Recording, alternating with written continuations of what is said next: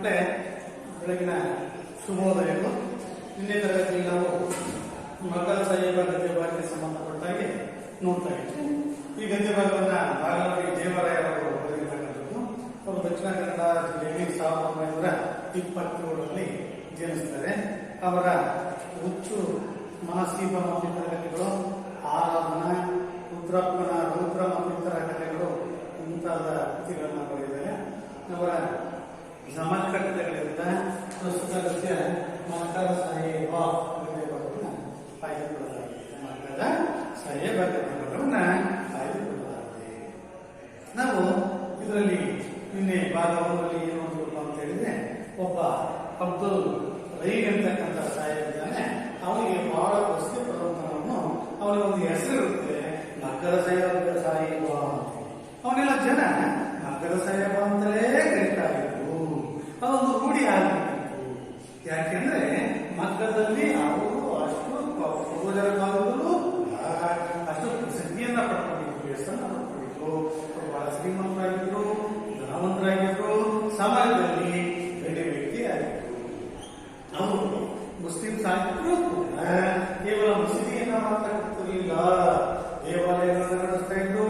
ಅವುಗಳಿಗೂ ಕೂಡ ಹಣದ ಸಹಾಯವನ್ನು ಕೂಡ ಮಾಡ್ತಾ ಇದ್ರು. ಹಾಗಾಗಿ ಈ ಮುಸ್ಲಿಮ್ಸ್ ಹಾಕಿದ್ರು ಕೂಡ ಇಂದು ದೇವಾಲಯಗಳಿಗೆ ಸಾಕಷ್ಟು ಹಣವನ್ನ ಕೊಡ್ತಕ್ಕಂಥದ್ದು, ಸಹಾಯವನ್ನ ಮಾಡ್ತಕ್ಕಂಥವ್ರೆ ವ್ಯಕ್ತಿತ್ವ ಇರ್ತಕ್ಕಂಥ ಮನುಷ್ಯ ಆಗಿಲ್ಲ. ಹಾಗಾಗಿ ಆ ಊರಲ್ಲಿ ಏನಾದರೂ ರಥೋತ್ಸವ ಇರತಕ್ಕಂಥ ಸಂದರ್ಭದಲ್ಲಿ ಎಲ್ಲರಿಗೂ ಮೊದಲು ಅವರು ಬಂದು ಪ್ರಸಾದವನ್ನು ಪಡೆತಕ್ಕಂಥ ಹಕ್ಕನ್ನ ಆ ಊರಲ್ಲಿ ಹೊಂದಿದ್ರು. ಹಾಗೆ ಇದು ನಮ್ಮ ಕರ್ನಾಟಕದಲ್ಲಿ ಇಂಥ ಸಮುದಾಯಗಳಿದೆ. ಹಿಂದೂ ಧರ್ಮದಲ್ಲಿ ಇರ್ತಕ್ಕಂಥ ಹಬ್ಬಗಳಿಗೆ ಮುಸಲ್ಮಾನರು ಬರೋದು, ಜೈನರು ಬರೋದು, ಅವ್ರು ಮಾಡ್ತಕ್ಕಂಥ ಹಬ್ಬಗಳಿಗೆ ನಾವು ಹೋಗ್ತಕ್ಕಂಥದ್ದು, ಇದು ಕೂಡ ರೂಢಿ ಇರ್ತಕ್ಕಂಥದ್ದು ಕರ್ನಾಟಕದಲ್ಲಿ ರೂಢಿ ಇದೆ. ಬಹಳ ಇದು ಒಳ್ಳೆಯ ಸದಾಚಾರ ಸದ್ಭಾವನೆಗಳನ್ನ ಮಕ್ಕಳಲ್ಲಿ, ಜನಗಳಲ್ಲಿ ಬೆಳೆಸ್ತಕ್ಕಂಥದ್ದು. ನಾವೆಲ್ಲರೂ ಮುಂದೆ ಇರ್ತಕ್ಕಂಥ ಮಾತೃತ್ವವನ್ನ, ಸಾಮರಸ್ಯ ಜೀವನವನ್ನು ನಡೆಸಲಿಕ್ಕೆ ಸಹಾಯ ಆಗಿರ್ತಕ್ಕಂಥದ್ದು. ಹೀಗೆ ಲೇಖಕರ ಊರಲ್ಲಿ ಕೂಡ ಒಂದು ಕುರ್ಸು ಹಬ್ಬ ನಡೀತಿದೆ. ಮಾನವೀಯರ ಪುಣ್ಯತಿಥಿ ಮಾಡ್ತಕ್ಕಂಥ ಸಂದರ್ಭದಲ್ಲಿ ಹಿಂದೂಗಳು ಕೂಡ ಅದರ ಲೇಖಕರ ಒಬ್ಬರು ಪ್ರತಿನಿಧಿಯಾಗಿ ಹೋಗಿ ಆ ಹಬ್ಬದಲ್ಲಿ ಭಾಗವಹಿಸ್ತಕ್ಕಂಥದ್ದು ಇನ್ನೂ ಕೂಡ ಅಲ್ಲಿ ರೂಢಿ ಇರ್ತಕ್ಕಂಥದ್ದನ್ನು ನಾವು ಕಾಣಬಹುದಾಗಿದೆ. ಹಾಗೆ ಗಣೇಶ ಹಬ್ಬ ಆಗಿರ್ಬೋದು, ಕೃಷ್ಣಾಷ್ಟಮಿ ಆಗಿರ್ಬೋದು, ಅಥವಾ ಇನ್ನ ಇತರ ಯಾವುದೇ ಹಬ್ಬಗಳಿದ್ರೂ ಕೂಡ ಮುಸಲ್ಮಾನರು ಈ ಲೇಖಕರಾಗಿರ್ತಕ್ಕಂಥ ಮನೆಗೆ ಬರ್ತಕ್ಕಂಥದ್ದು, ಇವರು ಮನೆ ಬರ್ತಕ್ಕಂಥದ್ದು ನಡೀತಲೇ ಇರ್ತದೆ. ಇಲ್ಲಿ ಬಂದು ತಮ್ಮ ಕಷ್ಟ ಸುಖಗಳನ್ನ ಮಾತಾಡ್ತಕ್ಕಂಥದ್ದು, ಭಕ್ಷ್ಯ ಭೋಜನಗಳನ್ನ ಊಟ ಮಾಡ್ತಕ್ಕಂಥದ್ದು, ಉಂಡೆ ಚಟ್ನಿ ಮುಂತಾದವನ್ನ ತಿಂತಕ್ಕಂಥದ್ದು ರೂಢಿ ಇತ್ತು. ಸಿಹಿಯನ್ನ ಕೊಡ್ತಕ್ಕಂಥದ್ದು, ತೆಗೆದುಕೊಡ್ತಕ್ಕಂಥದ್ದು ರೂಢಿ ಇತ್ತು.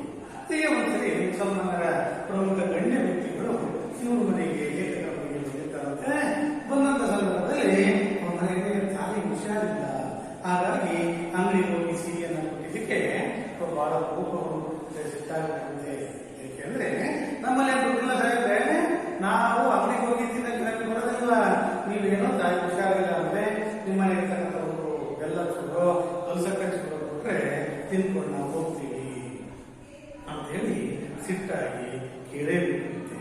ಹೀಗೆ ಅಂಗಡಿಗೆ ಅವರಿಬ್ಬರು ಕೂಡ ಅಂದ್ರೆ ಧಾರ್ಮಿಕ ಸಾಮಾನ್ಯವಾಗಿ ಸಂಘರ್ಷಗಳಿಂದ ಸಹಭಾಗಿತ್ವವಾಯಿತು. ಸಾಮರಸ್ಯ ಜೀವನವನ್ನ ಅವೆಲ್ಲರೂ ಕೂಡ ಮಾಡ್ಕೊಂಡು ಹೋಗ್ತಾ ಇತ್ತು. ಹೇಗೆಯಲ್ಲಿ ಈಗ ಈ ಅಬ್ದುಲ್ ರಹೀಮ್ಗೆ ಮಕ್ಕಳ ಸಾಹೇಬ ಅಂದ ತಕ್ಷಣ ಏನೋ ಕೆಟ್ಟು ಸಿಟ್ಟು ಬಂತು, ಕೋಪ ಬರ್ತಾ ಇತ್ತು.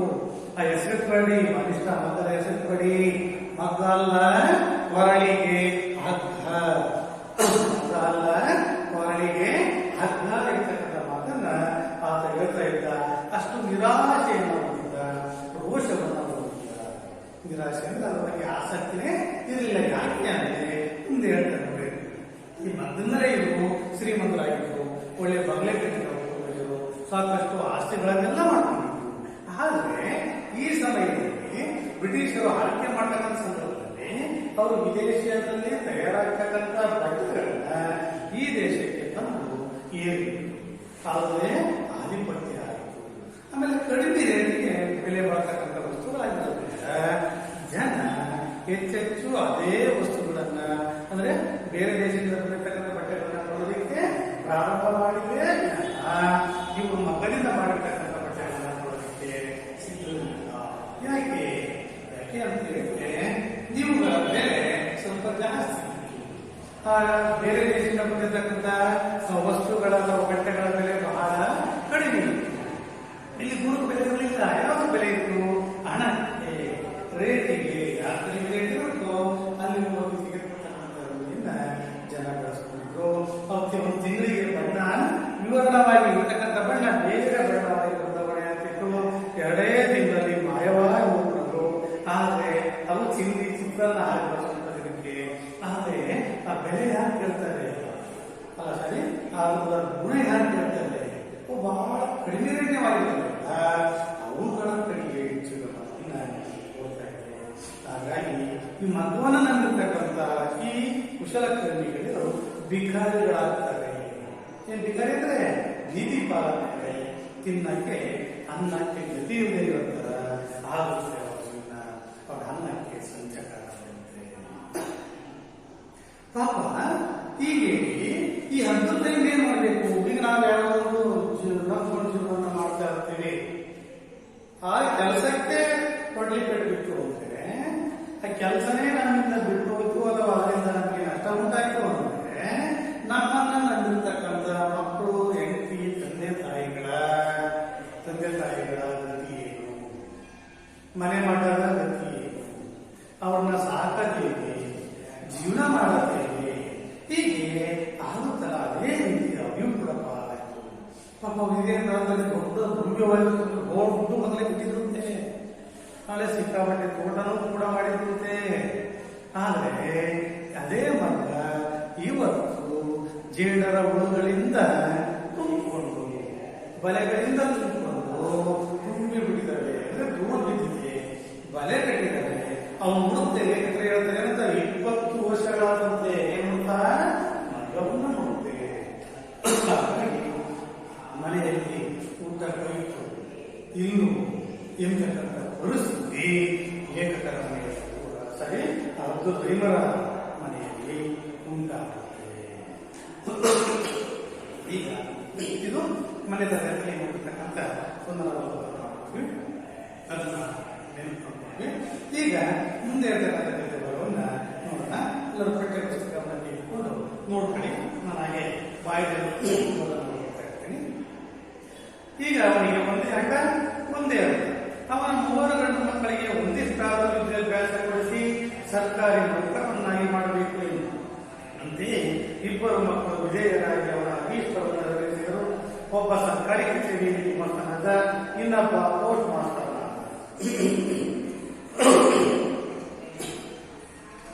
ಆದರೆ ಕೊನೆಯ ಮಗ ಕರೀಮ್ನಿಂದ ಬಹಳ ನಿರಾಸೆ ಉಂಟಾಯಿತು. ಕರೀಮ್ ಪಾಠದಲ್ಲೂ ಬಹುಚುರುಕು, ಬುದ್ಧಿವಂತ, ಅಸಮ್ಮತಿ, ಎಲ್ಲರಿಗೂ ಬೇಕಾದವು. ಆದರೆ ಏನೋ ಕಾರಣದಿಂದ ಅವನಿಗೆ ಅನಿಷ್ಟ ಬಂಧದಲ್ಲಿ ಬಹಳ ಅಭಿರುಚಿ. ಮನೆಯೆಲ್ಲರೂ ಮಗವನ್ನು ಮುಟ್ಟಲು ತಡೆಯುತ್ತಿರಲಿಲ್ಲ. ಆದರೆ ಅವನ ಆಚಾರ್ಯನಿ ಶಾಲೆಯಲ್ಲಿ ಮಕ್ಕಳು ಓದಿಸಬೇಕೇ? ಮಹಾತ್ಮ ಗಾಂಧಿ ಪ್ರೇರಣೆಯಿಂದ ಕೆಲವು ಶಾಲೆಗಳಲ್ಲಿ ನವೀನ ಶಿಕ್ಷಣ ಆರಂಭವಾಯಿತು. ಈ ವ್ಯವಸ್ಥೆಯಲ್ಲಿ ವಿದ್ಯಾರ್ಥಿಗಳಿಗೆ ಹಲವು ತರಹದ ಔದ್ಯೋಗಿಕ ಶಿಕ್ಷಣವನ್ನು ಕೊಡುವುದು, ಅವರಲ್ಲಿ ಹಸ್ತಕೌಶಲ್ಯವನ್ನು, ದೇಹ ಶ್ರಮದಲ್ಲಿ ಗೌರವ ಭಾವವನ್ನು ಉಂಟು ಮಾಡುವುದು ಒಂದು ಭಾಗವಾಗಿತ್ತು. ಕೆಲವರಿಗೆ ಬಡಗಿ ಕೆಲಸ, ಕೆಲವರಿಗೆ ಬೆತ್ತ ಕುರ್ಚಿ ಕೆಲಸ ಇತ್ಯಾದಿ ಸಾಮಗ್ರಿಗಳನ್ನು ಮಾಡುವ, ಕೆಲವರಿಗೆ ಕೃಷಿ, ಕೆಲವರಿಗೆ ಮಗದ ಕೆಲಸವನ್ನು ಕಲಿಸತೊಡಗಿದ್ದರು. ಹುಡುಗ ಕರೀಮ್ ಮಗದ ಕೆಲಸವನ್ನು ನೀರಿನಲ್ಲಿ ಈಸುವಂತೆ ಸುಲಭವಾಗಿ ಕಲಿತು ಬಹು ನಿಪುಣನಾಗಿದ್ದ. ಅವನ ತಂದೆಗೆ ರೋಷ ಹುಟ್ಟಿ ಬಂತು. ಮುಖ್ಯೋಪಾಧ್ಯಾಯರಾದ ಶಂಕರಪ್ಪ ಅವರಲ್ಲಿ ನಿಷ್ಠೂರವಾಗಿ ಕೇಳಬಡಿದ್ದನು. ಆದರೆ ಹುಡುಗ ಕರೀಮ್ ಶಾಲೆಯ ಮಟ್ಟದಲ್ಲಿ ಒಂದು ಪರಿವರ್ತನೆಯನ್ನು ತನ್ನದೇ ಬುದ್ಧಿವಂತಿಕೆ ಅದು ಕೌಶಲದಿಂದ ಮಾಡಿಬಿಟ್ಟಿದ್ದ. ಅದನ್ನು ಶಂಕರಪ್ಪ ಅವರು ಸ್ವಾಭಾವಿಕವಾಗಿ ಪ್ರಶಂಸೆ ಮಾಡಿ ಮೇಲಾಧಿಕಾರಿಗಳಿಗೆ ವರದಿ ಮಾಡಿದರು. ಅದರ ಫಲಸ್ವರೂಪವಾಗಿ ಸರ್ಕಾರದಿಂದ ಹುಡುಗ ಕರೀಮನಿಗೆ ಒಂದು ಬೆಳ್ಳಿ ಪದಕವೂ 100 ರೂಪಾಯಿಯ ಬಹುಮಾನವು ದೊರಕವು. ಹುಡುಗನ ಉತ್ಸಾಹ ಆಕಾಶಕ್ಕೆ ಇತ್ತು. ತಂದೆ ಈ ಅಕ್ಕಮಾರಿಗೆ ಮಗದ ಹುಚ್ಚನ್ನು ಬಿಡಿಸಬೇಕೆಂದು ಶಾಲೆಯನ್ನೇ ಬಿಡಿಸಿದ್ದನು. ಹೆಡ್ ಮಾಸ್ಟರ್ ಶಂಕರಪ್ಪ ಅವರ ಎಷ್ಟೋ ಅನುನಯ ವಿನಯಗಳನ್ನು ಗಣಿಸದೆ ನಿರಾಕರಿಸಿದನು. ಒಂದು ದಿನ ಶಾಲೆಯ ವಾರ್ಷಿಕೋತ್ಸವ ಸಮಾರಂಭದಲ್ಲಿ ಹಳೆಯ ವಿದ್ಯಾರ್ಥಿಗಳ ನಾಟಕವಿತ್ತು. ಅದರಲ್ಲಿ ಕರಿಮನದ ಸ್ತ್ರೀ ಪಾತ್ರ. ಅದಕ್ಕೆಂದು ತಾಯಿಯಿಂದ ಗೌಪ್ಯವಾಗಿ ಹಳೆ ಕಾಲದ ಚಿನ್ನದ ಸರವನ್ನು ಅಲಂಕಾರಕ್ಕೆಂದು ಎರವಲು ತೆಗೆದುಕೊಂಡ. ನಾಟಕ ಮುಗಿದ ನಂತರ ಮನೆಗೆ ಬರಲಿಲ್ಲ, ಎಲ್ಲೋ ಮಾಯವಾಗಿ ಹೋದ. ತಂದೆಗೆ ಮೈಯಲ್ಲಿ ಅಗ್ನಿ ಸಂಚಾರವಾಯಿತು. ಮಗನನ್ನು ಕ್ರೂರವಾಗಿ ಸೆಲ್ಲಿಸಿದನು. ಹಾಳಾಗಿ ಹೋಗಿ ಹಠಮಾರಿ ತಂದೆಯ ಮಾತನ್ನು ಉಲ್ಲಂಘಿಸಿದನು ಎಂದು ಮಾತ್ರ ಹೇಳಿದ್ದೆ. ಈಗ ಕಳ್ಳನೆಂದು ತಿಳಿಯಿತು. ನನಗೆ ಇಬ್ಬರೇ ಹೆಣ್ಣುಗಳು. ಕಳ್ಳನಾದವನು ಮನೆ ಬಿಟ್ಟು ಓಡಿ ಹೋದವನು ಮಗನೇ ಅಲ್ಲ ಎಂದು ತಾನೇ ಹಾಕಿದನು. ಕೆಲವು ವರ್ಷಗಳ ನಂತರ ಕರಿಮೀಗ ಬೆಳೆದು ಯೋಗನಾಗಿದ್ದಾನೆ. ಮನೆಗೆ ಬಂದು ಬಾಗಿಲು ತಟ್ಟಿದ. ತಂದೆ ಬಾಗಿಲು ತೆಗೆದು ಮುಖ ನೋಡಿ ಪಟಾರನೆ ಬಾಗಿಲು ಮುಚ್ಚಿದ. ಒಂದು ಗಂಟೆ ಬಾಗಿಲು ತಟ್ಟಿದರೂ ತಾಯಿ ಹತ್ತು ಅಮಲಿಸಿದರೂ ಬಾಗಿಲು ತೆರೆಯಲೇ ಇಲ್ಲ. ಕೊನೆಗೆ ನಿವೃತ್ತರಾಗಿರುವ ಶಂಕರಪ್ಪ ಅವರ ಮನೆಗೆ ಹೋಗಿ ಸಂಧಾನ ಮಾಡಿಸಿರಿ ಎಂದು ಬೇಡಿಸಿದ. ನನ್ನ ಮುಖವನ್ನೇ ನೋಡಬಾರದು ಎಂದು ಹಠವಿದ್ದರೆ ಕೊನೆಗೆ ತಾಯಿಯಾದರೂ ನನ್ನನ್ನು ಕಾಣಬಾರದೆ. ಅಮ್ಮನ ಚಿನ್ನದ ಸರವನ್ನು ತಂದಿದ್ದೇನೆ, ಅದರೊಡನೆ 10,000 ರೂಪಾಯಿಗಳನ್ನು ತಂದಿದ್ದೇನೆ. ಅವನ್ನಾದರೂ ತಾಯಿಯ ಕಾಲ ಮೇಲೆ ಹಾಕಿ ಹೋಗುತ್ತೇನೆ. ತಂದೆಯವರಿಗೆ ಸಮಾಧಾನ ಇರಲಿ, ನಿಮ್ಮ ಹರೇಶ್ ಉಪಕಾರ ಮಾಡಿ ಎಂದ. ಶಂಕರಪ್ಪ ಅವರು ಒಂದು ಗಂಟೆ ಹೋಗಿದರು, ನಿವೇದಿಸಿದರು, ತರ್ಕಿಸಿದರು, ಚರ್ಚಿಸಿದರು. ಆದರೆ ನಿಷ್ಫಲವಾಯಿತು. ಒಂದು ಪದವನ್ನು ಕೇಳುವ ತಾಳ್ಮೆ ಎಂದು ಕರೆಯುವುದಿಲ್ಲ. ಸಯಬಾದು ಹುಸೇನ್ ಸಯಬಕ್ಕೆ ಮಸಿ ಹಚ್ಚಿದ್ದಾನೆ. ಈ ಮಾತಿನಲ್ಲಿ ನೀವು ಅಡ್ಡವೇ ಆಗಬೇಡಿ. ನೀವು ಕಲಿಸಿದ ಪಾಠದಿಂದಲೇ ಈ ಹಣ ಮಾಡಿ ನಮ್ಮ ವಂಶದ ಕೀರ್ತಿಯನ್ನು ಅನುಭವ ಮಾಡಿದ. ಹಣ ತಂದಿದ್ದಾನಂತೆ, ಕಳಗಿನ ಹಣವೋ ದರೋಡೆ ಹಣವೋ ಎಂದು ಹುಡುಕಿದ. ಶಂಕರಪ್ಪ ಅವರು ಮುಖ ಬಾಡಿಸಿಕೊಂಡು ಇಂತೆ ನಡೆಸಿದರು. ಈಗ ಹಾಗೆ ಮಕ್ಕಳೇ ಈ ಪಾಠವನ್ನು ಅಭ್ಯಾಸ ಮಾಡ್ಕೊಳ್ತಾ ಅದ್ರ ಬಗ್ಗೆ ಚರ್ಚೆಯನ್ನು ಮಾಡ್ಕೊಳ್ತಾ ಹೋಗೋಣ. ಈಗ ನಮಗೆ ಒಂದೇ ಆಟ ಯಾರಿಗೆ ಅದ್ಭುತ ಇದೆ. ಒಂದೇ ಆಟ ಆಗಿತ್ತು, ಒಂದೇ ಪೂಜೆ ನಿಯಮ, ಒಂದೇ ನಿಯಮ ಆಗಿತ್ತು. ಒಂದೇ ಆಟ ಅಂದ್ರೆ ನಮಗೆ ಆ ಕೆಲಸವನ್ನು ಮಾಡೇ ಮಾಡಬೇಕು ಅಂತಕ್ಕಂಥ ಆಟ ಇತ್ತು. ಒಂದೇ ಲೋಟ ಇತ್ತು.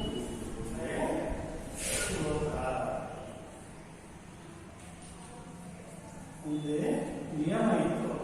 ಏನಪ್ಪ ಅಂತ ಹೇಳಿದ್ರೆ, ಅವನ 3 ಗಂಡು ಮಕ್ಕಳಿಗೆ ಒಂದಿಷ್ಟಾದ ವಿದ್ಯಾಭ್ಯಾಸ ಕೊಡಿಸಿ ಸರ್ಕಾರಿ ನೌಕರನ್ನಾಗಿ ಮಾಡಬೇಕು ಎಂದು. 3 ಜನ ಗಂಡು ಮಕ್ಕಳು ಯಾರಿಗೆ ಅವರು ಚೆನ್ನಾಗಿ ಅಭ್ಯಾಸವನ್ನು ಮಾಡಿಸ್ಬೇಕು. ಅಭ್ಯಾಸ ಮಾಡಿಕೊಂಡು ಅವರಿಗೆ ಒಂದು ಸರ್ಕಾರಿ ಕೆಲಸವನ್ನು ಕೊಡಿಸ್ಬಿಟ್ರೆ ಅವರಿಗೆ ಮನೆಗೆ ಬಂದಂತ ಸಮಸ್ಯೆ ಬರೋದಿಲ್ಲ. ಏನ್ ಸಮಸ್ಯೆ ಬಂತು ಇವರಿಗೆ? ಇವರು ಮಗುವನ್ನು ನಂಬಿಕೊಂಡಿರೋದ್ರಿಂದ, ಇವಾಗ ಮಕ್ಕಳಿಂದ ತಯಾರಾದ ವಸ್ತುಗಳನ್ನ ಕೊಳ್ಳದಿಂದ ಇರೋದ್ರಿಂದ ಅವನ ಜೀವನ ನೀತಿ ಪಾಲಾಗಿತ್ತು. ಹಾಗೆ ನಮ್ಮ ಮಕ್ಕಳು ಆಗಬಾರ್ದು ನನ್ನ ಉದ್ದೇಶದಿಂದ ಅವನೊಂದು ಆಲೋಚನೆ ಮಾಡ್ತಾನೆ, ಒಂದು ಹಠ ಮಾಡ್ತಾನೆ, ಒಂದು ನಿಯಮವನ್ನು ಪಾಲಿಸ್ತಾನೆ. ನನ್ನ ಮಕ್ಕಳನ್ನ ಸರ್ಕಾರಿ ನೌಕರರಿಗೆ ಕಳಿಸಲೇಬೇಕು, ಕೆಲಸವನ್ನ ಕೊಡಿಸಲೇಬೇಕು. ಇಲ್ಲಿ ವಿದ್ಯಾಭ್ಯಾಸ ಹಾಗೆ ವಿದ್ಯಾಭ್ಯಾಸ.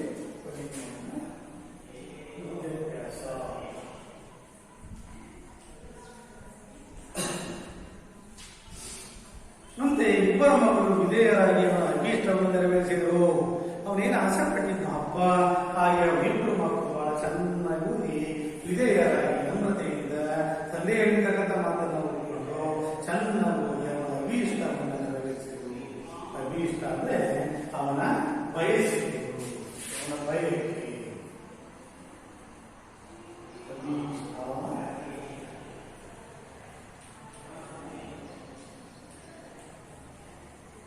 ಬಯಸಿದ್ರು ಏನಾದ್ರು ಮಾಡಿ ಸರ್ಕಾರಿ ಸೇರಿಸಬೇಕು ಅಂತ ಬಯಸಿದ್ರಲ್ಲ, ಅದೇ ರೀತಿ ಅವನ ಇಬ್ಬರು ಮಕ್ಕಳು ಚೆನ್ನಾಗಿ ಓದಿ ಅವನ ಆಸೆಯನ್ನು ನೆರವೇರಿಸಿ ಏನ್ ಕೆಲಸ ಸೇರಿಕೊಂಡು ಅಂದ್ರೆ, ಒಬ್ಬ ಸರ್ಕಾರಿ ಕಚೇರಿಯಲ್ಲಿ ಗುಮಾಸ್ತನಾದ, ಒಬ್ಬ ಸರ್ಕಾರಿ ಗೌರ್ಮೆಂಟ್ ಆಫೀಸಲ್ಲಿ ಕ್ಲರ್ಕ್ ಆಗಿ ಗುಮಾಸ್ತನಾಗಿ ಕೆಲಸಕ್ಕೆ ಸೇರಿಕೊಳ್ತಾನೆ. ಒಬ್ಬ ಆಸೆಯನ್ನ ಈಡೇರಿಸ್ತಾ ಹಾಗೆ ಇನ್ನೊಬ್ಬ ಮಗ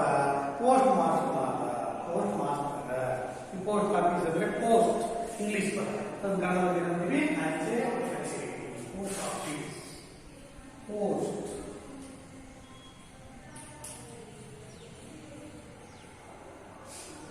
ಅಂಚೆ ಕಚೇರಿಯಲ್ಲಿ ಆ ಪತ್ರಗಳನ್ನು ಪ್ರಕಟಿಸಿದ ವ್ಯಕ್ತಿಯಾಗಿ ಇಬ್ಬರುಗಳು ತನ್ನ ತಂದೆಯ ಆಸೆಯನ್ನು ನೆರವೇರಿಸುತ್ತಾರೆ. ಆದರೆ ಕೊನೆಯ ಮಗ ಕರೀಮಿಂದ ಬಹಳ ನಿರಾಸೆ ಉಂಟಾಯಿತು.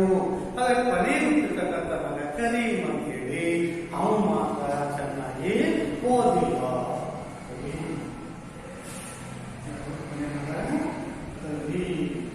ಅವನು ಚೆನ್ನಾಗಿ ಮಾಡಿಲ್ಲ.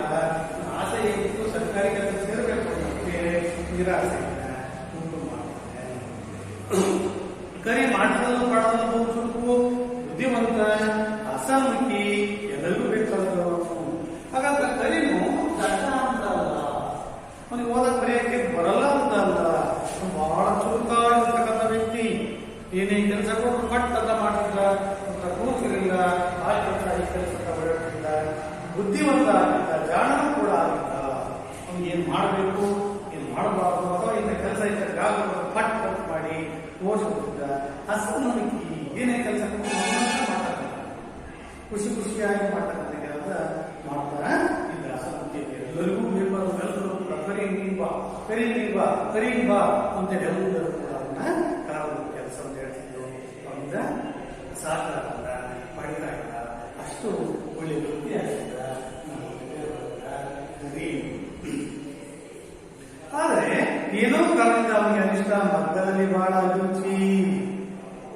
ಯಾಕೋ ಏನೋ ಗೊತ್ತಿಲ್ಲ, ತಂದೆ ಏನ್ ಆಸೆ ಪಟ್ಟಿದ್ದೋ ಮಗವನ್ನು ಯಾರು ಮಾಡಬಾರ್ದು, ಸರ್ಕಾರಿ ಕೆಲಸ ಸೇರಬೇಕು ಅಂತ ಆಸೆ ಹೊಂದಿದ್ದ.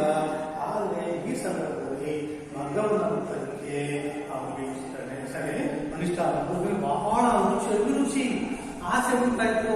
ಅದ್ರ ಬಗ್ಗೆ ಆಸಕ್ತಿ ಜಾಸ್ತಿ ಆಯಿತು. ಮನೆಯಲ್ಲಾದರೂ ಮಗವನ್ನು ಮುಟ್ಟಲು ತಂದೆ ಗೊತ್ತಿರಲಿಲ್ಲ. ಮನೆಗೆ ಬೇಕಾದ ಮಕ್ಕಳು ಬಿದ್ದಿದ್ವು. ಅವ್ರ ತಂದೆ ಹೇಳ್ತಾ ಇದ್ರು, ಏನದು ಮಗ್ಗವಲ್ಲ ಕೊನೆಗೆ ಹಗ್ಗ ಅಂತ ಹೇಳ್ತಿದ್ರಲ್ಲ, ಹಾಗಾಗಿ ಮಗ್ಗವನ್ನು ಮುಟ್ಟಲಿಲ್ಲ. ಅದಕ್ಕೆ ಆಸಕ್ತಿ ಜಾಸ್ತಿಯಾಗಿ ಇದ್ರ ಕಡೆಗೆ ಒಲವು ಬಂದು ಇದನ್ನೇ ತಂದುಬಿಟ್ರೆ ನನ್ನ ಜೀವನ ಆಗೋದು ಬೇಡ ಅಂತೇಳಿ ಮಗ್ಗವನ್ನ ಮುಟ್ಟಲು ತಂದೆ ಬಿಟ್ಟಿರಲಿಲ್ಲ. ಆದರೆ ಅವನ ಆಚರಣ ಏನು, ಮಗನ ಆಚರಣ ಏನು, ಆಚರಣೆ ಶಾಲೆಯಲ್ಲಿ ಒಂದು ಅನುಸರಿಕೆ ಏನಾಗಬಾರ್ದು ಅಂತೋ ಆ ರೀತಿ ಆಚರಣೆ ನಾವು ಸಮಾಜದಲ್ಲಿ ದೇವರು ನಾನೇನೋ ಅನ್ಕೊಂತೀವಿ, ಏನೋ ಆಗ್ಬೇಕು ಅಂತೇಳಿ, ಆದರೆ ಅದಾಗಲ್ಲ, ಅದಾಗಲೇ ಬೇರೆ. ಇವರು ಮಕ್ಕಳ ಆಚರಣ ಏನೋ ಆ ಶಾಲೆಯಲ್ಲಿ ಮಕ್ಕಳೇ ಅನುಭವಿಸಲಿಕ್ಕೆ ಹುಟ್ಟಿಬಿಟ್ಟು ಮಕ್ಕಳೇ ಬಳಕೆಗೆ ಮಹಾತ್ಮ ಗಾಂಧಿ ಪ್ರೇರಣೆಯಿಂದ ಕೆಲವು ಶಾಲೆಗಳಲ್ಲಿ ನವೀನ ಶಿಕ್ಷಣ ಆರಂಭವಾಯಿತು. ಮಹಾತ್ಮ ಗಾಂಧಿ ಯಾರು ಮಹಾತ್ಮ ಗಾಂಧಿ? ಹೋರಾಟಗಾರರಿಗೆ ಪ್ರಮುಖವಾಗಿರ್ತಕ್ಕಂಥ ವ್ಯಕ್ತಿ, ನಮ್ಮ ನಾಯಕ ಮಹಾತ್ಮ ಗಾಂಧಿ. ಅವರು ಪ್ರೇರಣೆಯಿಂದ ಆಸೆ ಇತ್ತು, ಮಕ್ಕಳಲ್ಲಿ ಚಿಕ್ಕ ವಯಸ್ಸಲ್ಲೇ ತಾಂತ್ರಿಕ ಶಿಕ್ಷಣವನ್ನು ಕಲಿಸಬೇಕು. ನಾವು ಹಂಗಾಗಿ ನವೀನ ಶಿಕ್ಷಣ, ನವೀನ ಅಂದ್ರೆ ಹೊಸ ಹೊಸ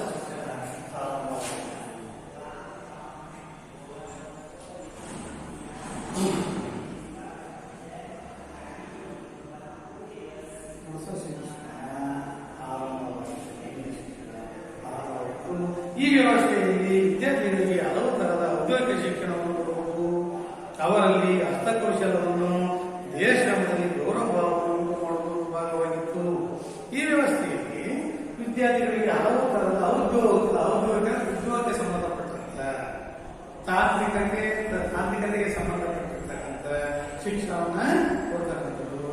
ಅವರಲ್ಲಿ ಹಸ್ತಕೌಶಲವನ್ನ ಅಂದ್ರೆ ಕೈಯಿಂದ ಮಾಡ್ತಕ್ಕಂಥ ಕೆಲಸವನ್ನ, ಯಾವುವು ಈ ಬರೀ ಕೆಲಸ ಆಗಿರ್ಬೋದು, ಕಮ್ಮಾರಿಕೆ ಆಗಿರ್ಬೋದು, ಕುಮ್ಮಾರಿಕೆ ಆಗಿರ್ಬೋದು, ಆಮೇಲೆ ಮಗ್ಗ ಕೆಲಸವನ್ನ ಮಾಡೋದಾಗಿರ್ಬೋದು, ಚಮ್ಮಾರಿಕೆ ಕೆಲಸ ಆಗಿರ್ಬೋದು.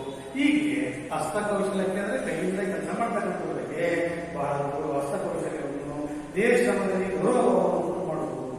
ದೇಹ ಕಷ್ಟಪಟ್ಟು ದುಡಿತಕ್ಕಂಥದ್ದು, ಇನ್ನೊಬ್ರು ಮಾಡಿರ್ತಕ್ಕಂಥ ಆಸೆ ಪಡದೆ ತಾನು ದೇವರನ್ನ ಸೂಚಿಸಿ ಕೆಲಸ ಮಾಡಿ ದುಡಿಬೇಕು ಇರ್ತಕ್ಕಂಥದ್ದು ಈ ನವೀನ ಶಿಕ್ಷಣದಲ್ಲಿ ಭಾಗವಾಗುತ್ತದೆ. ಹಸ್ತಕೌಶಲ್ಯವನ್ನು ಉಂಟು ಮಾಡತಕ್ಕಂಥದ್ದು, ದೇಶದಲ್ಲಿ ಗೌರವವನ್ನು ಉಂಟು ಮಾಡುವುದು, ಆಮೇಲೆ ಔದ್ಯೋಗಿಕ ಶಿಕ್ಷಣವನ್ನು ಕೊಡುವುದು ಈ ನವೀನ ಶಿಕ್ಷಣದ ಒಂದು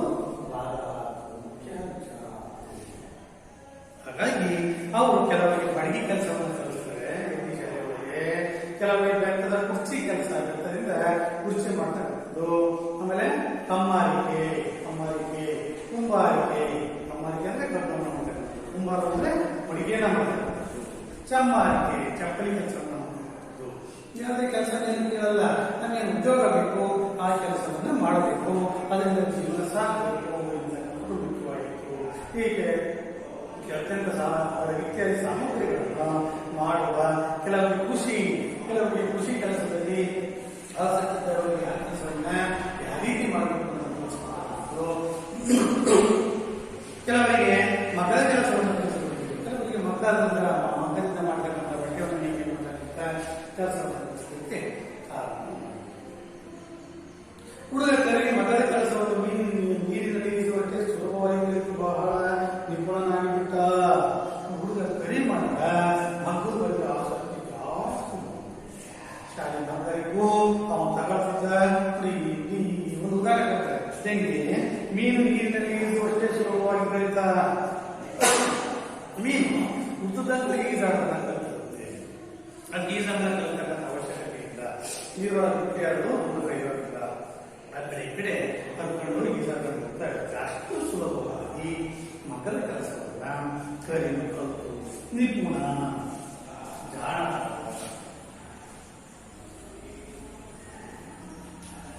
ಬುದ್ಧಿವಂತನ ಅದರಲ್ಲಿ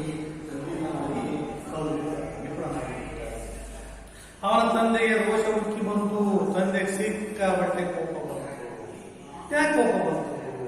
ಇದೇ ಮಗ್ಗ ನನ್ನನ್ನ ಬೀದಿ ಪಾಲಕನಾಗಿ ಮಾಡಿದೆ. ಜೀವನ ಒಂದು ಅಭೀಷ್ಟ ಆಗಿತ್ತು, ಆಸೆ ಇತ್ತು. ನನ್ನ ಮಕ್ಕಳು 3 ಮಕ್ಕಳು ಸಹ ಯಾವುದಾದ್ರೂ ಸರ್ಕಾರಿ ಉದ್ಯೋಗವನ್ನ ಹಿಡಿಬೇಕು, ಮಗ್ಗವನ್ನು ನಂಬಿಕೊಂಡು ಜೀವನವನ್ನ ಮಾಡಬಾರದಂತ ಆಸೆ ಇರ್ತಾರ. ಹಾಗಾಗಿ ರೋಷ ಸಿಟ್ಟು ಒಬ್ಬ ಮುಕ್ಕಿ ಬಂತು ಜಾಸ್ತಿ ಆಗಿಲ್ಲ. ಮುಖ್ಯೋಪಾಧ್ಯಾಯರಾಗಿರ್ತಕ್ಕಂಥ ಶಂಕರಪ್ಪ ಅವರೊಡನೆ ನಿಷ್ಠೂರವಾಗಿ ಕೆಲಸ ಮಾಡಿದ ಶಾಲೆಲ್ಲ ಮುಖ್ಯೋಪಾಧ್ಯಾಯರಿದ್ರು. ಮುಖ್ಯೋಪಾಧ್ಯಾಯರು ಶಂಕರಪ್ಪ.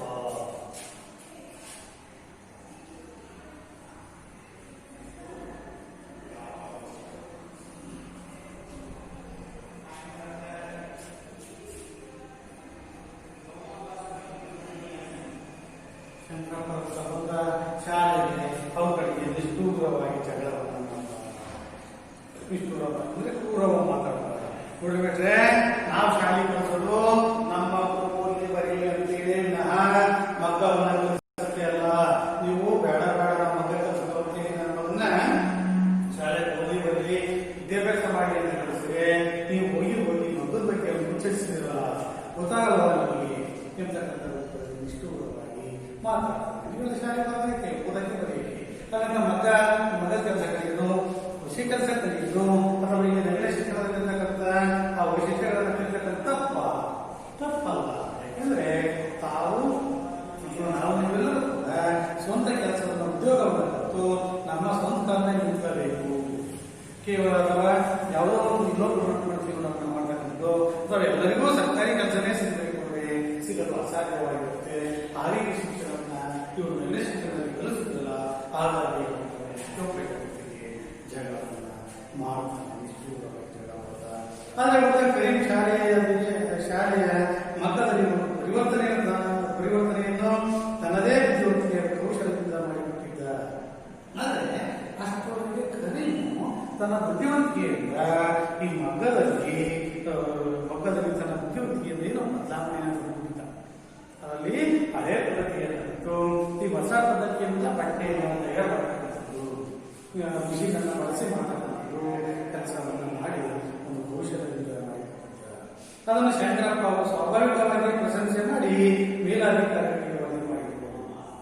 ಸಹಜ, ಈ ಮಕ್ಕಳು ಚೆನ್ನಾಗಿ ಕೆಲಸ ಮಾಡ್ತಾರೆ, ತರಬೇತಿ ಕೆಲಸವನ್ನು ಜನ ಮಾಡ್ತಾರೆ ಅಂದ್ರೆ ಬೇಷ್ ಗೋಡ್ ಅಂತೀವಲ್ಲ, ಬೆಂತಕ್ಕೆ ಪ್ರೋತ್ಸಾಹ ಕೊಡ್ತೀವಲ್ಲ, ಆ ರೀತಿ ಕರಿ ಮಾಡ್ತಕ್ಕಂಥ ಮಗದ ಕೆಲಸವನ್ನು ಬಿಚ್ಚಿಕೊಂಡು ಹೆಡ್ಮಾಸ್ಟ್ರು ಅವನ ಬೆಂತಕ್ಕೆ ಒಳ್ಳೆ ಕೆಲಸ ಮಾಡ್ತಿದ್ದೀರಪ್ಪ, ಹೀಗೆ ಮುಂದುವರಿಸ್ಕೊಂಡು ಹೋಗಿ ಅಂತಕ್ಕಂಥ ಮಾತನ್ನ ಅವನು ಮೇಲಾಧಿಕಾರಿಗೆ ವರದಿಯನ್ನು ಮಾಡದ ಪ್ರಶಂಸೆ ಮಾಡಿದ್ರೆ ಇನ್ನು ಅವನ ಕೆಲಸಕ್ಕೆ ಇವನು ಸ್ಫೂರ್ತಿಯನ್ನು ಕೊಡ್ತಾ ಇದ್ದ.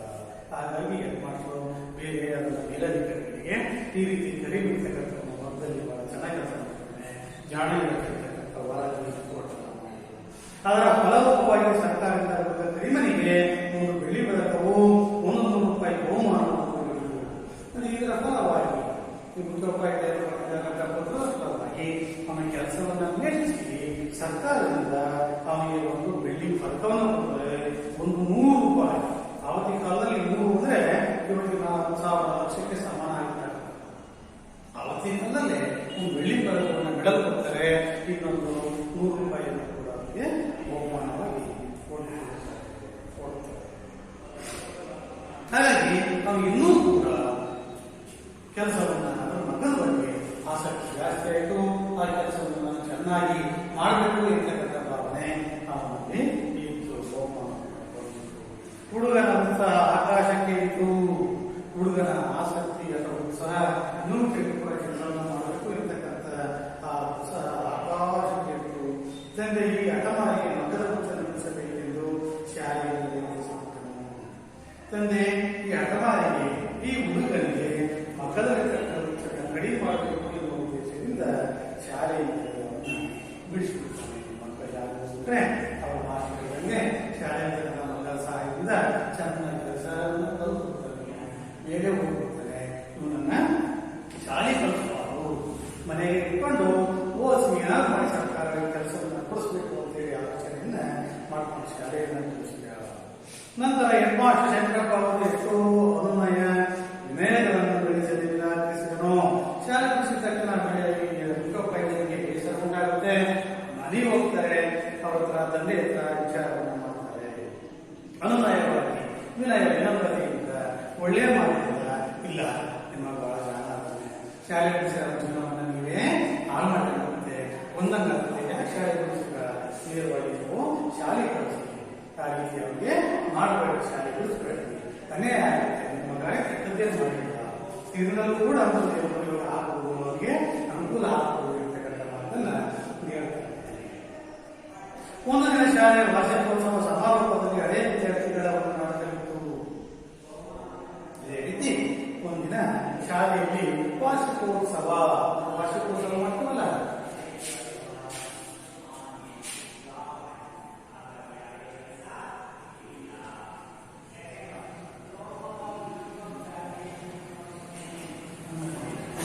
ವಾರ್ಷಿಕೋತ್ಸವ ಅವರ ಸಮಾರೋಪ ಮುಕ್ತಾಯದ ಸಮಾರಂಭ ಹಳೆಯ ವಿದ್ಯಾರ್ಥಿಗಳಿಂದ ಸಮಾರಂಭಕ್ಕೆ ಹಳೆಯ ವಿದ್ಯಾರ್ಥಿಗಳೆಲ್ಲ ಸೇರಿಕೊಂಡು ಒಂದು ನಾಟಕವನ್ನು ಮಾಡೋದಕ್ಕೆ ಪ್ರಯತ್ನವನ್ನು ಪಟ್ಟಿರ್ತಾರೆ, ಅಭ್ಯಾಸ ಮಾಡಿರ್ತಾರೆ. ನಾಟಕದಲ್ಲಿ ಕರಿಗೊಂಡು ಸ್ತ್ರೀ ಪಾತ್ರ ಇರುತ್ತದೆ. ಅದರಲ್ಲಿ ಕರಿಗೊಂಡು ಸ್ತ್ರೀ ಪಾತ್ರ ಅದಕ್ಕೆಂದು ತಾಯಿಯಿಂದ ಗೌರವವಾಗಿ ಹಳೆಯ ಕಾಲದ ಸಂದರ್ಭವನ್ನು ಅಲಂಕಾರಕ್ಕೆ ತೆಗೆದುಕೊಂಡ. ಅದಕ್ಕೋಸ್ಕರ ಅವನು ನಾಟಕ ಮಾಡ್ತಾ ಸ್ತ್ರೀ ಪಾತ್ರ. ಸ್ತ್ರೀ ಅಂದ್ರೆ ತೀರ ಸರ ಇದ್ದಂಗೆ, ಬಳೆ ಇದ್ದಂಗೆ, ಅದು ಬಂಗಾರದಿಂದಂಗೆ ಏನ್ ಬರಕ್ಕಾಗುತ್ತೆ. ನಾವು ಬೇರೆ ಹೋಗ್ಬೇಕು ಅಂದ್ರೆ ಯಾಕೆ ಅಲಂಕಾರವನ್ನು ಮಾಡ್ಕೊಂಡು ಹೋಗ್ತೀವಿ, ಯಾಕೆ ಅಲ್ವಾ ನಾಟಕದಲ್ಲಿ ಪಾತ್ರ ಮಾಡ್ತಕ್ಕಂಥವ್ರು ಏನು ಅಲಂಕಾರ ಮಾಡ್ಕೊಂಡು ಚೆನ್ನಾಗಿ ಕಾಣಬೇಕಲ್ಲ, ನಾಟಕ ನೋಡಿಲ್ಲ ಅವ್ರು ಯಾವ ರೀತಿ ಅಲಂಕಾರವನ್ನು ಮಾಡ್ಕೊಳ್ತಾರೆ ಅಂತೇಳಿ ಇನ್ನೂ ಕೂಡ ಆಲೋಚನೆ ಮಾಡಿಕೊಂಡು ಒಂದು ಮೊದಲೇ ಧ್ಯಾನ ಮಾಡಿಕೊಂಡು ಅದಕ್ಕೆ ಒಂದು ತಾಯಿ ಅಂತ ಒಂದು ಗೋಕ್ಷವಾಗಿ ಗೋಕ್ಷ ಅಂತ ಕೂಗ್ತಾರೆ.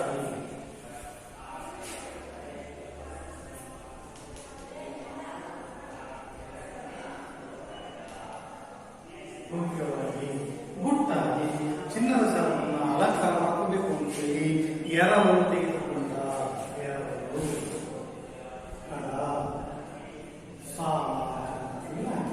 ಸಾವಾಗಿ ಕಡವಾಗಿ ಪಡ್ಕೊಳ್ತಾರೆ ತಾಯಿ ಅಂತ ಎರವಾಗಿ ನಾಟಕ ಏನಂತ ಮನೆಗೆ ಬರಲಿಲ್ಲ.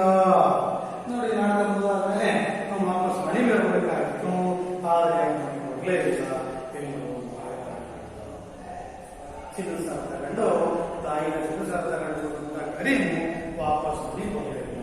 ಕೆಲಸ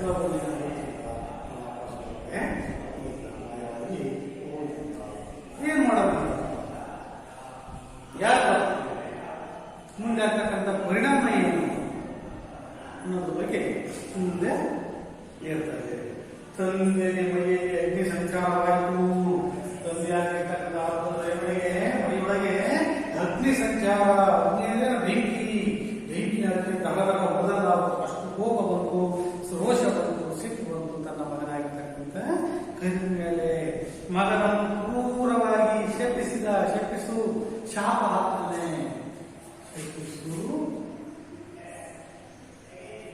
ಶಾಪವಾಯಿತು, ಪೂರ್ವವಾಗಿ ಕೆಟ್ಟದಾಗಿ ಹಾಳಾಗಿ ಹಾಗಾಗಿ ಹೀಗಾಗಿ ಅಂತ ಹೇಳಿ ಶಾಪವನ್ನು ಹಾಳಾಗಿ ಹೋಗಿ ಹಠಮಾರಿ ಅವನು ಇದು ಸಹ ಮಾಡಲೇಬೇಕು ಅಂತ ಭಾವನೆಯನ್ನು ಹೊಂದಿರ್ತಕ್ಕಂಥವನು ಹಾಳಾಗಿ ಬೇಡ. ತಂದೆಯ ಮಾತನ್ನು ಉಲ್ಲಂಘಿಸಿದವನಿಗೆ ಮಾತು ಕಳೆದಿದ್ದೆ. ತಂದೆಯ ಮಾತನ್ನ ಮೀರಿ ನಡೆದಂಥವನು ಅಷ್ಟೇ ಅಂದ್ಕೊಂಡಿದ್ದ ನಾವು ಯಾರು ಸರಿ ಹಾಳಾಗಿ ಹೋಗಿ ನನ್ನ ಮಗ ಕೇವಲ ತನ್ನ ತಂದೆಯ ಮಾತನ್ನು ಕೇಳಿರ್ತಕ್ಕಂಥವನು ಅಂತಕ್ಕಂಥ ಭಾವನೆಯನ್ನು ಹೊಂದಿದ್ದೆ. ಆದ್ರೆ ಇವತ್ತು ನೀನು ಈಗ ಕಳ್ಳನೆಂದು ತಿಳಿಯಿತು. ಅಷ್ಟೇ ಅಲ್ಲ, ತಂದೆ ಮಾತನ್ನ ಕೇಳಿದಂಥವನಲ್ಲ ಕಳ್ಳನೂ ಕೂಡ ಆಗಿದ್ದಾನೆ. ತನ್ನ ತಾಯಿಯ ಸರವನ್ನು ತಪ್ಪಿಕೊಂಡು ಎಲ್ಲರೂ ಹೊಡೆ ಹೋಗಿದ್ದಾನೆ. ಹಾಗಾಗಿ ಈಗ ಕಳ್ಳನೆಂದು ತಿಳಿಯಿತು. ನನಗೆ ಇಬ್ಬರೇ ಹೇಳೋದು. ಹಾಗಾಗಿ ನನಗೆ ಮಕ್ಕಳೆಷ್ಟು ಜನ? 3 ಜನ ಅಲ್ಲ, ಕೇವಲ 2 ಮಕ್ಕಳು. ಕಳ್ಳನಾದವನು ಮನೆ ಬಿಟ್ಟು ಓಡಿಬಿಟ್ಟವನು ಮಗನೇ ಅಲ್ಲ, ಅವನ ಮಗನೇ ಅಲ್ಲ. ಕಳ್ಳನಾದವನು ಮನೆಗೆ ಹೊಡೆ ಹೋಗಿರ್ತಕ್ಕಂಥವನು ನಮ್ಮ ಮಗನೇ ಇಲ್ಲ ಆಣೆ ದೇವರಿಗೆ ದೇವ ಶಾಪವನ್ನ ಬೇಡ್ತಾರೆ. ಅವನಿಗೆ ಒಳ್ಳೇದಾಗಲ್ಲ. ನಾನು ಕೇವಲ ತಂದೆ ಮಾತನ್ನು ಕೇಳಿದೆ ಅಂತಕ್ಕಂಥವನು ನೋಡಿದ್ಯಾ? ಇವತ್ತು ಏನಾಗಿದೆ? ಕಳ್ಳನೂ ಕೂಡ ಆಗಿದ್ದಾನೆ. ತಾಯಿಯ ಸಾರವನ್ನು ಕಳ್ಕೊಂಡಿದ್ದಾನೆ. ಹೀಗೆ ಸೇರಿಸಿರ್ತಾನೆ. ಹೀಗೆ ಸುಮಾರು ವರ್ಷಗಳ ಕಳೆದೋಗುತ್ತೆ. ಕಾಲ ಕಳೆದು ಅನಂತರ ಏನಾಯಿತು ಅನ್ನೋದನ್ನ ಕೆಲವು ವರ್ಷಗಳ ನಂತರ ಕರೀಂ ಈಗ ಬೆಳೆದು ಯುವಕನಾಗಿದ್ದಾನೆ. ಹಲವಾರು ವರ್ಷಗಳಿಗೆ ಕಳೆದೋಗುತ್ತೆ. ಸುಮಾರು 20 ವರ್ಷಗಳಾಗುತ್ತೆ. ಈಗ ಕರೀಂ ಚೆನ್ನಾಗಿರ್ತಕ್ಕಂಥವನು ಬೆಳೆದು ದೊಡ್ಡ ಯುವಕನಾಗಿದ್ದಾನೆ, ದೊಡ್ಡ ವ್ಯಕ್ತಿಯಾಗಿದೆ. ಮನೆಗೆ ಬಂದು ಬಾಯಿ ತಕ್ಕ ಎಲ್ಲ ಮುಖ್ಯ ಕೆಲಸ ಎಲ್ಲ ಮಾಡ್ಕೊಂಡ ಸುಮಾರು ವರ್ಷ ಎಲ್ಲ ಮುಟ್ಕೊಂಡ ಒಂದ ಮನೆಗೆ ಒಂದು ಬಾಗಿಲನ್ನ ವ್ಯಾಪಾರ ಇತ್ತೆ. ನನ್ನ ಮುಖವನ್ನೇ ನೋಡಬಾರದು ಎಂದು ಹಠ ಮನೆಗೆ ಒಂದು ಬಾಯಿ ಕಟ್ಟಿದ. ತಂದೆಗೆ ಬಾಗಿಲು ತೆರೆದು ಮುಖ ನೋಡಿ ಮಠ ಅವನೇ ಬಾಗಿಲು ಮುಚ್ಚಿದ. ತಂದೆ ಯಾರೋ ಬಾಗಿಲು ಮುಚ್ಚಿದ ಹೊರಗಡೆ ಬರ್ತಾರೆ. ಮಣ್ಣು ನೋಡ್ತಾರೆ. ಇವರಿಗೆ ಆಶ್ಚರ್ಯ. ತನ್ನ ಮಾತನ್ನ ಮೀರಿರ್ತಕ್ಕಂಥವನು, ತನ್ನ ಮನೆಯಲ್ಲಿ ಸರವನ್ನು ಕರ್ತನ ಮಾಡಿಕೊಳ್ಳುವಂಥವನು ಒಂದು ಎದುರುಗಡೆ ನಿಂತಿದ್ದಾನೆ ಅಂತೇಳಿ ಬಾಗಿಲನ್ನ ಒಂದು ಗಂಟೆ ಬಾಗಿಲು ತಟ್ಟಿದರು. ತಾಯಿ ಹತ್ತು ಅಂಬರಿಸಿದ ಬಾಗಿಲು ತೆರೆಯಲಿಲ್ಲ. 1 ಗಂಟೆ ಬಾಗಿಲನ್ನ ನಿಂತ್ಕೊಂಡು ತರ್ತಿ, ಅಪ್ಪ ಅಮ್ಮ ಬಾಗಿಲು ತೆಗಿರಿ, ನಾನು ವಾಪಸ್ ಬಂದಿನಿ, ನನಗೆ ಬಾಲ ತಕ್ಕಡ್ರಿ ಅಂದರೆ 1 ಗಂಟೆ ತನಕ ಬಾಗಿಲು ಹೊಡೆದ. ಭಕ್ತ ಹಂಬಲಿಸಿದ. ಅವನಿಗೆ ತಾಯಿ ಹಂಬಲಪಟ್ಟ. ಆದರೆ ತಾಯಿಯೂ ಕೂಡ ಹೇಳಿದ್ರಿಂದ ಏನೋ ತಪ್ಪು ಮಾಡಿದ ಹುಡುಗ ಗೊತ್ತಾಗಿಲ್ಲ. ಒಂದನೇ ಏನಾದ್ರು ಮಾಡಿ ಬಾಗಿಲು ತೆಗಿರಿ, ಒಳಗೆ ಬಿಟ್ಕೊಡ್ರಿ, ಬಾಲ ಸಂಕಡ್ರಿ ಅಂದ್ರೆ ಅವನು ಮಾಡ್ತಾನೆ. ಹೇಳಿಲ್ಲ.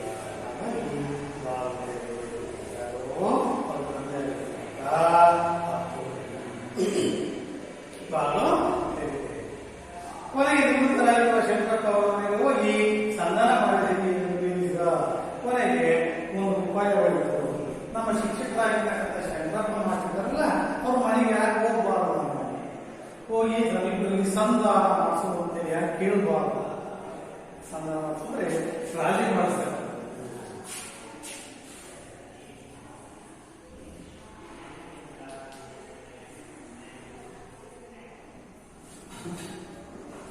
ಸಂಧಾನ ಮಾಡಿಸಿ, ರಾಜಿ ಮಾಡಿಸಿ ಅಂತೇಳಿ ತನ್ನ ಹೋಗಿ ನಿವೇದಿಸಿದ್ರೆ ಕೇಳ್ಕೊಡ್ತಾರೆ, ಬೇಡ್ಕೊಡ್ತಾರೆ.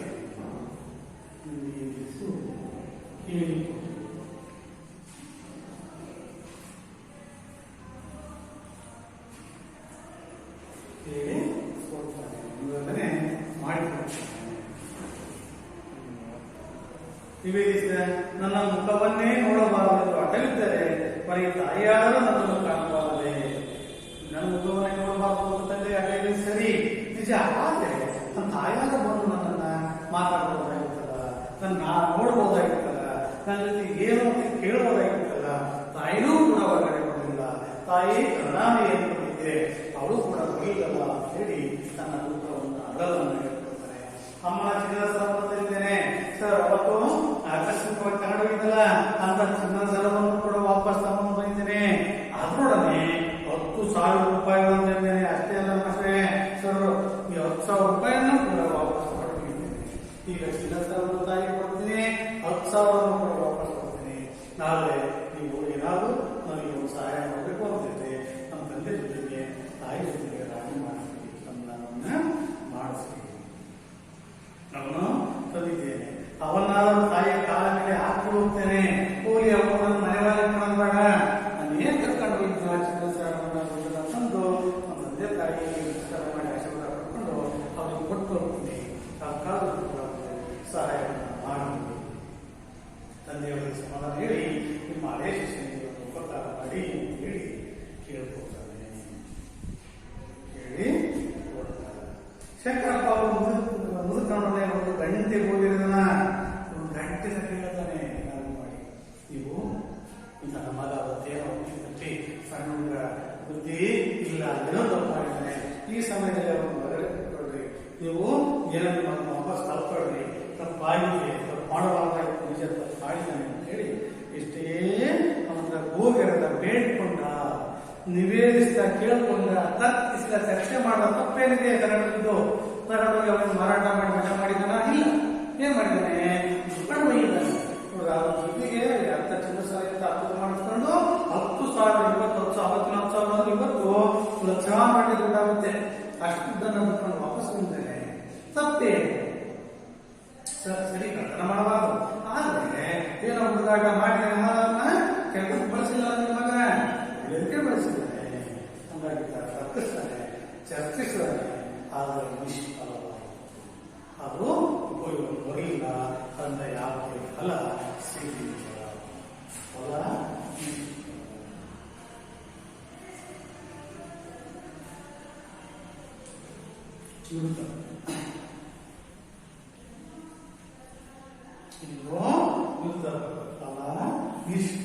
ನಿಷ್ಫಲವಾದಲ್ಲೇನು ಉಪಯೋಗ ಆಗಲ್ಲ. ಅರ್ಥದಲ್ಲೇನು ಒಪ್ಪಲೇ ಇಲ್ಲ. ಒಂದು ಫಲವನ್ನು ಕೇಳುವ ಕಾರಣವನ್ನು ಕರೆಯಲಿಲ್ಲ. ಇಷ್ಟೆಲ್ಲ ಹೇಳಿದ್ರು ಕೂಡ ಗೆಳೆಯ ಆಗಿತ್ತು, ವೇಸ್ಟ್ ಆಗಿತ್ತು. ಇಷ್ಟೆಲ್ಲ ಹೇಳಿ ಹುಡುಗರನ್ನು ಬೇಯಿಸಿದ್ರು ಕೂಡ ಒಂದು ಮಾತನ್ನು ಕೇಳಿಲ್ಲ. ಅದರ ಉಪಯೋಗ ಆಗಿಲ್ಲ. ಒಂದು ಪದವನ್ನು ಕೇಳುವ ಕಾರಣ ಕರೆಯಲಿಲ್ಲ. ಸಾಹೇಬ್ ಬಾಬು ಹುಸೇನ್ ಸಾಹೇಬರ ಕೀರ್ತಿಗೆ ಬಸಿ ಹಚ್ಚಿದ್ದಾನೆ. ನಾವ್ಯಾರು ಸಾಹೇಬ್ ಬಾಬು ಹುಸೇನ್ ಸಾಹೇಬ್ ವಂಶಸ್ಥರು. ನಾವು ನಮ್ಮ ತಂದೆಯವರಿಗೆ ಮೊಘಲ್ ಸಾಮ್ರಾಜ್ಯದ ಆಳ್ವಿಕೆಯಲ್ಲಿ ಬಂದಂತ ಈ ಬಹುಮಾನ ಇರ್ತಕ್ಕಂಥ ಅಥವಾ ಇಂಥ ಬಿರುದಿರ್ತಕ್ಕಂಥ ನಮಗೆ ಇವತ್ತು ಬಸಿ ಹಚ್ಚಿದ್ದಾನೆ. ಬಸಿ ಹಚ್ಚಿದ್ರೆ ಕೆಟ್ಟ ಹೆಸರು ತಂದಾನೆ. ಜನಗಳೆಲ್ಲ ಮಾತಾಡ್ತಾರೆ, ಕಳ್ತಾರ ಮಾಡ್ಕೊಂಡ ಮನೆ ಬಿಟ್ಟು ಹೋಗಿದ್ದಾರೆ ಅಂತೇಳಿ. ಹಾಗೆ ಕಪ್ಪು ಚುಕ್ಕಿಯನ್ನು ಇಟ್ಟಿದ್ದಾನೆ. ಈ ಮಾತಿನಲ್ಲಿ ನೀವು ಅಡ್ವಾಯ ಆಗಬೇಕಂದ್ರೆ ಈ ವಿಷಯದಲ್ಲಿ ಮಾತಾಡಬೇಕು. ಯಾವುದೇ ಕಾರಣಕ್ಕೂ ಅಡ್ವಾಯನ್ನು ಹಾಕಿ ಅವನಿಗೆ ಸಪೋರ್ಟಿಗೆ ನೀವು ಬರೋದು ಬೇಡ. ಅಡ್ವಾಯ ಆಗಬೇಡಿ. ನೀವು ಕಲಿಸಿದ ಪಾಠದಿಂದಲೇ ಈ ಹಠ ಮಾಡಿದ ನಮ್ಮ ವಂಶದ ಕೀರ್ತಿಯನ್ನ ಮಣ್ಣುಪಾಲು ಮಾಡದ. ನೀವು ಕಲಿಸಿದ ಪಾಠ ನೀವು ಹೇಳಿರೋದ್ರಿಂದಲೇ ಈ ರೀತಿ ಮಾಡಿದ. ಅಂದ್ರೆ ನೀವು ಹೇಳೋದು ಕೆಟ್ಟ ಮಾಡಿರೋದು ಮಾತಾಡಿದ್ರೆ ಅಂತಲ್ಲ. ಮಕ್ಕಳ ಬಗ್ಗೆ ಆಸಕ್ತಿ ಉಂಟಾಗೋ ಮಾಡಿದ್ರಿ, ಮಕ್ಕಳನ್ನ ಕಲಿಯೋ ತರ ಮಾಡಿದ್ರಿ, ಮಕ್ಕಳಲ್ಲಿ ಒಂದು ವಿಪ್ರನಾಗ ತರ ಮಾಡಿದ್ರಿ, ಜೂತಿಗೆ ವರದಿ ಮಾಡಿ ಬಹುಮಾನ ಸಮಾಪನ ಮಾಡಿದ್ರಿ. ಅದಕ್ಕೆ ಅವನು ಮಾಡಿದಾನೆ ಇಲ್ಲ. ಅವನು ಸಂಸ್ಕೃತಿಯಿಂದ ಮಾಡಿದ ಇದಕ್ಕೆ ನೀವು ಕೂಡ ಕಾರಣ ಅನ್ವಯ ಆಗಬೇಡಿ. ನಿಮ್ಮ ಪಾಠದಿಂದಲೇ ನಮ್ಮ ವಂಶದ ಹೆಸರಲ್ಲಿ ಹಾಗೆ ಹೋಗ್ಬಿಟ್ಟು ಮಾಡ್ತಾರೆ. ಹಣದಂತೆ ಹಣ, ಕಳವಿನ ಹಣವೋ ದರೋಡೆ ಹಣ. ಹಣದಂತೆ ಯಾವನಿಗೆ ಹಣ ಅವನಿಗೆ ದರೋಡೆ ಮಾಡೋಣ ಅಥವಾ ಮನೆಗೆ ಚಿನ್ನ ಸರಕು ಅನ್ನೋದಲ್ಲ. ಅವನಿಗೆ ಬೇರೆ ಎಲ್ಲಾದ್ರೂ ದುಡ್ಡು ನಾವು ಏನು ಆ ದುಡ್ಡನ್ನು ತೆಗೆದುಕೊಂಡು ಹಣವನ್ನು ತೆಗೆದುಕೊಂಡು ಒಡವೆ ತಗೊಂಡು ಅವೇನು ಮಾಡೋಣ. ಸಿಕ್ಕಿದ ಶಂಕರಪ್ಪ ಮುಖ ಬರೆಸಿಕೊಂಡು ಹಿಂದೆ ಶಂಕರಪ್ಪರಿಗೆ ಏನು ಮಾಡಬೇಕು ಅಂತ ಗೊತ್ತಾಗಲಿಲ್ಲ. ಮುಖವನ್ನು ಸತ್ಯ ಮಾಡಿಕೊಂಡು ವಾಪಸ್ಸು ಬಂದಲಾಗಿ ಸುಮುಖ ಇಲ್ಲ ವಾಪಸ್ಸು ಹೋಗ್ತಾರೆ. ಇಷ್ಟು ಅರ್ಥ ಆಗಪ್ಪ, ಅರ್ಥ ಆಗಿದೆ ಅನ್ಕೊಂಡಿದ್ದೀನಿ. ಏನು ತಿಳ್ಕೊಂಡಿರ್ಬೇಕು, ಅವನು ಮಕ್ಕಳಿಂದ ದೇಶರಾಗಿರ್ತಾನೆ. ಹಾಗಾಗಿ ತಮ್ಮ ಏನಾದರೂ ಮಾಡಿ ಸರ್ಕಾರಿ ಕೆಲಸವನ್ನು ಕೊಡಿಸ್ಬೇಕು, ಓದಿಸ್ಬೇಕು, ಅಂದ್ರೆ ಸರ್ಕಾರಿ ಕೆಲಸ ಕೊಡಿಸ್ಬೇಕು ಆಲೋಚನೆಯನ್ನ ಮಾಡ್ತಾ ಇರ್ತಾನೆ. ಅವನ ಪ್ರಕಾರ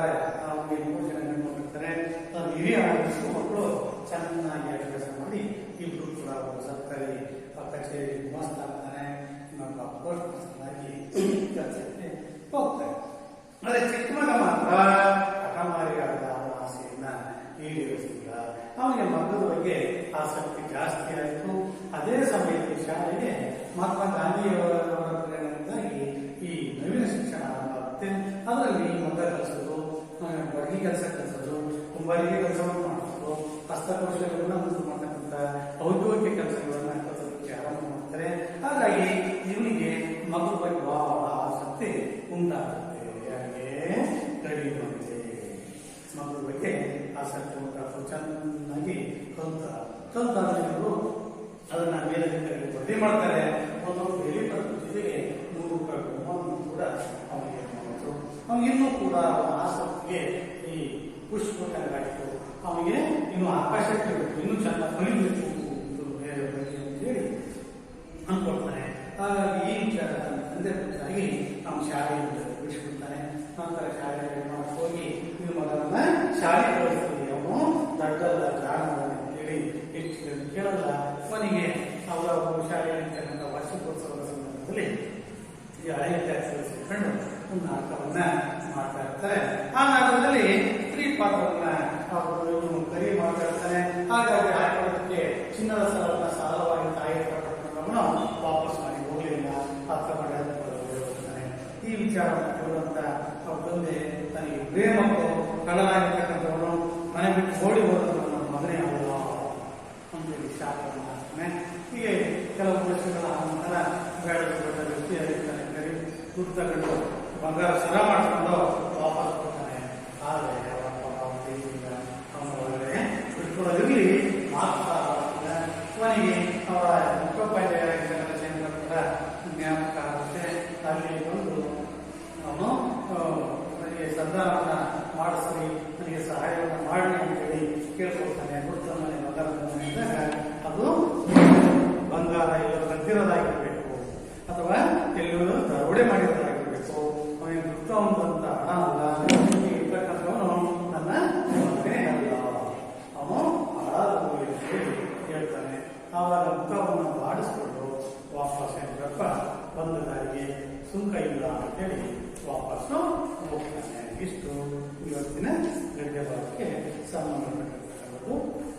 ಇಲ್ಲಿ ಒಂದು ಅಂಕದ ಕ್ವಶನ್ ಇರ್ತದೆ.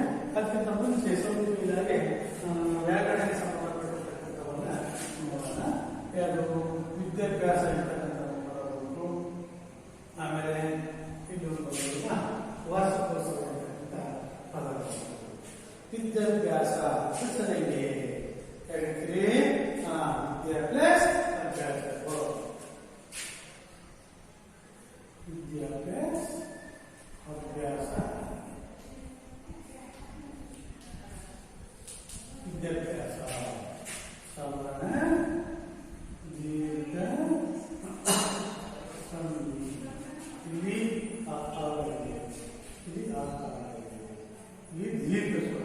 ವಿದ್ಯಾಭ್ಯಾಸ ಸವರ್ಣ ಸ್ವರಗಳು ಮುಂದರ ಮುಂದೆ ಬಂದಾಗ ಅವೆರಡರ ಸ್ಥಾನದಲ್ಲಿ ಅದೇ ದೀರ್ಘ ಸ್ವರ ಆದೇಶವಾಗಿ ಬಂದರೆ ಅದನ್ನ ಸವರ್ಣ ದೀರ್ಘ ಸಂಧಿ ಅಂತ ಕರಿತೀವಿ. ಸವರ್ಣ ಸ್ವರಗಳು ಮುಂದರ ಮುಂದೊಂದು ಬಂದಾಗ ಅವೆರಡರ ಸ್ಥಾನದಲ್ಲಿ ಅದೇ ದೀರ್ಘ ಸ್ವರ ಆದೇಶವಾಗಿ ಬಂದ್ರೆ ಸವರ್ಣ ದೀರ್ಘ ಸಂಧಿ ಅಂತೇಳಿ ಕರಿತೀವಿ. ನಾನು ಇನ್ನೊಂದು ಪದ ಕರಿತೀವಿ, ವಾರ್ಷಿಕೋತ್ಸವ. ಹೆಂಗಸೋ ಹೇಳ್ತೀವಿ ವಾರ್ಷಿಕೋತ್ಸವ. ವಾರ್ಷಿಕ ಪ್ಲಸ್ ಉತ್ಸವ. ವಾರ್ಷಿಕೋತ್ಸವ ಯಕಾರಕ್ಕೆ ಋಕಾರಕ್ಕೆ ಓಕಾರ ಆದೇಶವಾಗಿ ಬಂದಿದೆ. ಇದನ್ನೇನಂತೀವಿ? ಇದನ್ನ ಗುಣಸಂಧಿ ಏನಂತೀವಿ? ಗುಣಸಂಧಿ. ಇವೇ ಗುಣಸಂಧಿ ಅಂದ್ರೆ ಅಕಾರಗಳಿಗೆ ಇಕಾರಗಳಿಗೆ ಬಂದಾಗ ಏಕಾರವು, ಅಕಾರಗಳಿಗೆ ಉಕಾರಗಳಿಗೆ ಬಂದಾಗ ಓಕಾರವು, ಅಕಾರಗಳಿಗೆ ಋಕಾರ ಎಲ್ಲಿಗೆ ಬಂದಾಗ ಅರ್ಕಾರವು ಆದೇಶವಾಗಿ ಬರುತ್ತೆ ಗುಣಸಂಧಿ. ಇದು ಗುಣಸಂಧಿ.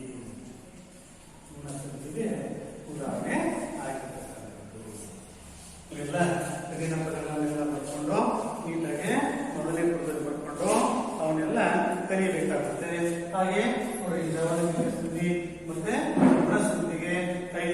ಆಗಾಮಿ ಮತ್ತು ನಾಳೆ ನೀವು ಬರ್ಕೊಂಡು ಬರಬೇಕಾಗುತ್ತೆ. ಅದಕ್ಕೆ ಸಂಬಂಧಪಟ್ಟ ಕೆಲವು ಅಭ್ಯಾಸದ ಪ್ರಶ್ನೆಗಳಿದ್ದಾವೆ ನೋಡಿ. ಅಬ್ದುಲ್ ರಹೀಮನ ಆಟವೇನು? ನಾಳೆ ಉತ್ತರಕ್ಕೆ ಸಿದ್ಧರಾಗಬೇಕು. ತಂದೆಯ ಆಸೆಯನ್ನು ಮೊದಲೆರಡು ಮಕ್ಕಳು ನೆರವೇರಿಸಿದ ಬಗೆ ಹೇಗೆ? ಪ್ರಶ್ನೆ 3. ರಹೀಮ ಮಗನನ್ನು ಶಾಲೆಯಿಂದ ಬಿಡಿಸುತ್ತೇಕೆ? ಏಕೆ ಶಾಲೆಯನ್ನು ಬಿಡಿಸುತ್ತಾರೆ? ಆಮೇಲೆ 2-3 ವಾಕ್ಯದಲ್ಲಿ ಉತ್ತರಿಸಿಕ್ಕೆ ಪ್ರಶ್ನೆಗೆ ಮನೆಗೆ ಶಾಲೆಯಲ್ಲಿ ಮಕ್ಕಳ ಕಲಿಸಿದ್ದರಿಂದಾದ ಪ್ರಯೋಜನ ಏನು ಉಪಯೋಗ ಆಯಿತು? ಇವೆಲ್ಲ ಪ್ರಶ್ನೆಗಳಿಗೆ ನಾಳೆ ನಿಮಗೆ ಕೂತ್ಕೊಂಡು ಬರ್ಕೊಂಡು ಮತ್ತು ಇನ್ನೊಂದಿದೆ, ಶಾಲಾ ವಾರ್ಷಿಕೋತ್ಸವವನ್ನು ರಹೀಮ ಮಾಡಿದ ಕೆಲಸವೇನು? ಶಾಲೆಯ ವಿದ್ಯಾರ್ಥಿಗಳ ವಾರ್ಷಿಕೋತ್ಸವ ಇತ್ತಲ್ಲ, ಸಮಾರೋಪ ಸಮಾರಂಭ, ಆ ಟೈಮಲ್ಲಿ ಅವನು ಮಾಡಿರ್ತಕ್ಕಂಥ ಕೆಲಸ ಯಾವುದಾಗಿತ್ತು? ಈ 5 ಪ್ರಶ್ನೆಗೆ ಉತ್ತರ ಕೊಡ್ಕೊಂಡು ಬನ್ನಿ, ನಾಳೆ ಕೇಳ್ತೀನಿ. ಸರಿ, ಧನ್ಯವಾದ.